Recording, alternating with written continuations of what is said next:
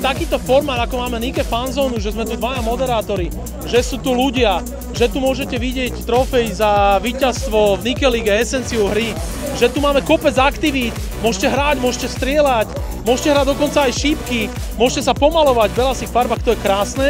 A je to perfektné, že tuto vidíme úplne najmenšie deti, škôlkarov a vidíme tu aj dôchodcov. Pred chvíľou tu bol fanúšik, ktorý 60 rokov fandí, ktorý chodí na hokej, na futbal a to sa nám páči. A toto by tak stále malo byť a bolo by super, lebo ja robím viacej týchto fanzón, aby sme to mali vo všetkých mestách, nielen v Bratislave, ale aj v Žiline, aj v Trnave, aj v Dunajserde, aj v Košiciach, dokonca aj v Prešove.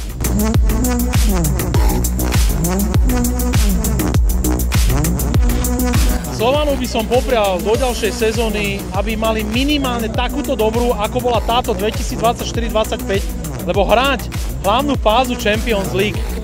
v novodobej ére je veľmi ťažké